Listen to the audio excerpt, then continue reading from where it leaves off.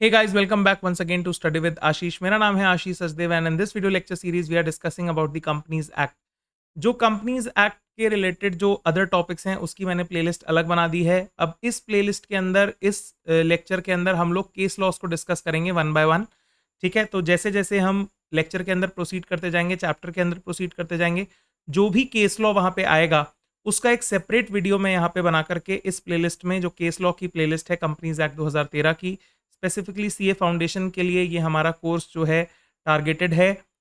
इसके अलावा भी जो लोग इस केस को समझना चाहते हैं, जो लॉ को समझना चाहते हैं या टॉपिक्स को समझना चाहते हैं, वो क्योंकि जो सभी लेक्चर्स हैं वो टॉपिक वाइज डिवाइडेड हैं, तो आप लोग भी पढ़ सकते हैं। बाकी जो कंटेंट हमने यहाँ पे लिया है वो सारा का सारा कंटेंट हमने CA foundation module provided by ICAI से यहाँ पे हम उन चीज़ों को पढ़ रहे हैं, समझ रहे हैं। तो अब यहाँ पे केस लॉज की सीरीज हम यहाँ पे स्टार्ट कर रहे हैं। तो फर्स्ट केस लॉ जो आज हम यहाँ पे डिस्कस करेंगे कंपनीज एक्ट 2013 का। Before moving ahead I would request all of you कि आप लोग जो है चैनल पे अगर नए हैं तो सब्सक्राइब कर लें और बेल आइकन को प्रेस कर लें, so that whenever I upload a new video you can get the update. और इस वीडियो को लाइक ज़रूर कर दें और शेयर कर लें अपने फ्रेंड्स के साथ। और अगर आपको कोई डाउट है तो नीचे कमेंट करके मुझसे पूछ सकते हैं। Please help me help you guys, because if you do like, share, subscribe and comment, I get motivated to create more such awesome content for you people. आप मुझसे इंस्टाग्राम पर भी जुड़ सकते हैं sir, study with Ashish and Ashish Sachdev reels के नाम से 2 हैंडल्स मेरे वहां पर हैं, और वहां पे आप मुझे मैसेज करके मुझसे बात भी कर सकते हैं। Now let's move ahead. तो आज जो हम केस पढ़ने वाले हैं it relates to separate legal entity concept, यानी एक कंपनी जो होती है वो अपने मेंबर से और शेयर होल्डर से अलग होती है, उसकी एंटिटी, उसकी आइडेंटिटी बिल्कुल ही अलग होती है। और जो केस हम यहाँ पे डिस्कस करने वाले हैं that is called as the Macaura versus Northern Assurance company limited. 1925 का केस है, साल याद करना ज्यादा जरूरी नहीं है, नाम आप याद कर लीजिए, Macaura versus Northern Assurance company. इसको सिंपल अगर आपको याद करना है तो एम वर्सेस एनएसी के नाम से आप इसको याद कर सकते हैं, एम एंड एनएसी। ठीक है, M NAC, M N A C, ऐसे याद कर लीजिए, Macaura versus Northern Assurance company. आइए अब इस केस में सबसे पहले हम मॉड्यूल पोर्शन को देखेंगे। जो मॉड्यूल में आपकी चीज दी हुई है उसको रीड करेंगे और उसके बाद मैं आपको पूरा केस अच्छे से समझाऊंगा। Now let us read.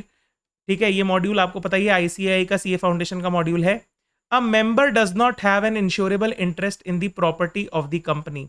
तो जो मेरी क्लास है जिसके अंदर मैंने कंपनी के फीचर्स को डिस्कस किया है, सेपरेट लीगल एंटिटी वाले फीचर को डिस्कस किया है, वहां पे मैंने थोड़ा सा इसके बारे में बात की थी लास्ट वाले पोर्शन में कि इंश्योरेबल इंटरेस्ट प्रॉपर्टी के अंदर नहीं है, क्योंकि जो प्रॉपर्टी है वो कंपनी की है, तो उसके अंदर कोई भी मेंबर अपना इंश्योरेबल इंटरेस्ट क्रिएट वहां पे नहीं कर सकता, because the member is different, the company is different. ठीक है, अब इसमें the leading case on this point is of Macaura versus Northern Assurance company limited. Now let us read what they have said. Facts of the case. Macaura, इन्होंने M से इसको denote किया है, was the holder of nearly all except 1 shares of a timber company. ठीक है, अब एक कोई टिम्बर कंपनी थी जिसमें सभी शेयर्स जो थे वो किसके पास थे, मैक्योरा एम के पास थे। ठीक है, he was also a major creditor of the company. ठीक है, यानी कंपनी को उसे बहुत सारे पैसे भी देने थे, वहां पे क्रेडिटर भी था वो कंपनी का। ठीक है, M insured the company timber in his own name. ठीक है, कंपनी का टिम्बर था, एम ने अपने नाम पे उसे इंश्योर करा लिया। The timber was lost in a fire, M claimed insurance compensation. It was held the insurance company was not liable to him as no shareholder has any right to any item of property owned by the company, for he has no longer or equitable interest in them. ठीक है, तो वहां पे क्या होता है, उस timber में आग लग जाती है, तो इंश्योरेंस क्लेम करने के लिए जब एम जाता है तो उसे वहां पे मना कर दिया जाता है, क्योंकि आपका राइट, आपका इंश्योरेबल इंटरेस्ट जो है वो कंपनी की प्रॉपर्टी में वहां पे क्रिएट नहीं हो सकता। अब यहां पे इतना सही आपकी मॉड्यूल में दिया हुआ है, मैं आपको इस केस को अच्छे से समझाने की कोशिश यहां पे करता हूं। Macaura versus Northern Assurance company limited, अगर आप इसे ध्यान से सुन लेंगे तो आप जिंदगी भर इस केस को कभी नहीं भूलेंगे। राइट, ठीक है, तो सबसे पहले हमारे पास यहाँ पे है मिस्टर एम या मैक्योरा। ठीक है, इनके पास देखिए, इनके पास कुछ टिम्बर होता है। ठीक है, इनके पास कुछ ये टिम्बर है। ठीक है, या ऐसा आप मान सकते हैं कि एक जंगल है जिसमें टिम्बर उगता है और उसके राइट्स जो है, उसके ओनरशिप जो है वो किसके पास होती है, मैक्योरा के पास, मिस्टर एम के पास। अब ये क्या करते हैं, ये एक इंश्योरेंस कंपनी के पास जाते हैं और इस टिम्बर को इंश्योर करा लेते हैं इन हिज ओन नेम, ठीक है, इन हिज नेम, मतलब इंश्योरेंस किसके नाम से होता है, मैक्योरा के नाम से। किस चीज का इंश्योरेंस कराते हैं, इस टिम्बर का ये इंश्योरेंस कराते हैं कि अगर आग लगेगी तो मुझे मुआवजा कौन दे देगा, ये कंपनी दे देगी, नॉर्दर्न एश्योरेंस कंपनी लिमिटेड यहां पे मुझे मुआवजा दे देगी। यहां तक आपको कहानी समझ में आती है? जी सर, बिल्कुल समझ में आती है।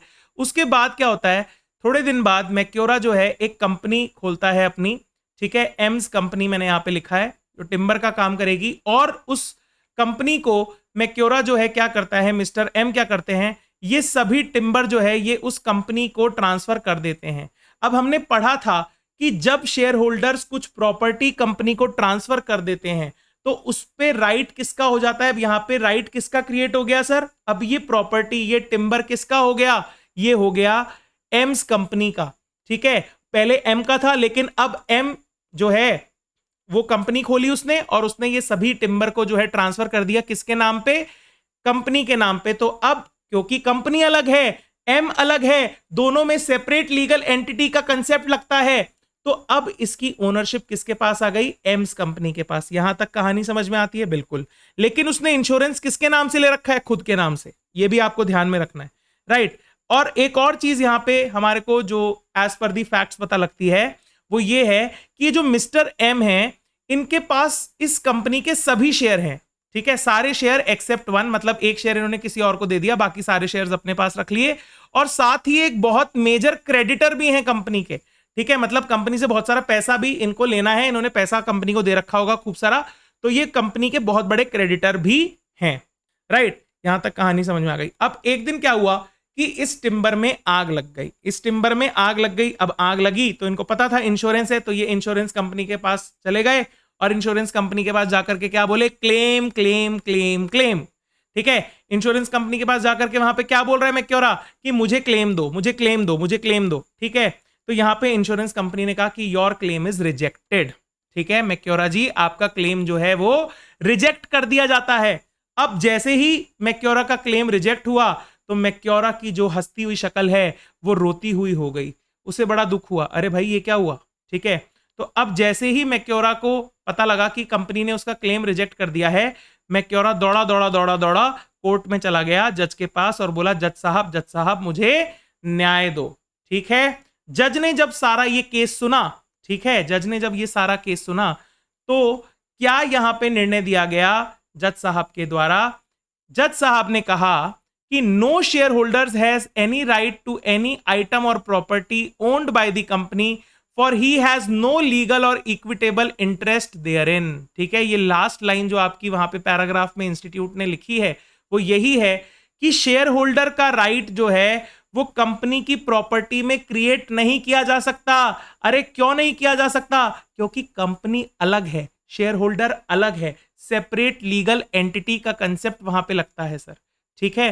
तो यहां पे आपको चीजें समझ में आती हैं? बिल्कुल सर, हमें चीजें समझ में आ रही हैं। और लास्ट में मैंने देखिए यहाँ पे क्या लिखा है, इस केस के अंदर जो मेन पॉइंट था वो ये था, a share holder can not ensure the companies property. अरे वो टिम्बर जो था वो किसकी प्रॉपर्टी हो गया था बाद में ट्रांसफर करने के बाद, सर वो कंपनी की प्रॉपर्टी हो गया था। तो अब आप कंपनी की प्रॉपर्टी को अपने नाम में, अपने नाम से मैक्योरा अपने नाम से जो है वहां पे इंश्योर नहीं करवा सकता। भले ही मैक्योरा जज साहब के सामने रोया, सर आपको पता है ये जो कंपनी है ना, कंपनी, ये जो कंपनी है इसके सभी शेयर मेरे पास है, यानी कंपनी के सभी शेयर के राइट मेरे पास है, कंपनी को बहुत सारा पैसा मुझे देना है, मैं बहुत मेजर क्रेडिटर हूं, ठीक है, ये मेरी ही कंपनी है, मेरी ही कंपनी है। जज साहब ने कहा भले ही तुम्हारी कंपनी हो, लेकिन अब कंपनी अलग, तुम अलग, ठीक है, भले ही तुम्हारे पास सारे शेयर हो उस कंपनी के, ठीक है, property in his own name, even if he is the owner of all or most of the shares of the company, ठीक है, of the company shares, या सभी शेयर अगर उसके पास भी हैं तो भी जो है वो कंपनी की प्रॉपर्टी के ऊपर अपना राइट जो है वहां पे क्लेम नहीं कर सकता। And this is called as separate legal entity. I hope आपको ये केस लॉ यहाँ पे अच्छे से समझ में आ गया होगा, इसलिए मैंने सभी केस लॉस को जो है अलग से कवर हम लोग करेंगे और एक अलग से प्लेलिस्ट उनकी बना देंगे ताकि आपको बाद में भी रिवीजन में दिक्कत ना हो। यहां तक की बातें अगर आपको समझ में आती हैं बहुत अच्छी बात है। एक बार वीडियो को और देख लीजिएगा, अगर कुछ डाउट है तो, और कमेंट में मुझसे पूछ लीजिएगा फिर भी अगर कोई डाउट आता है। Thank you for watching this video, you guys are really very awesome. Please do like, share, subscribe and comment, और इस वीडियो को अपने दोस्तों के साथ भी जरूर शेयर करिएगा। Thanks for watching, have an awesome day, enjoy।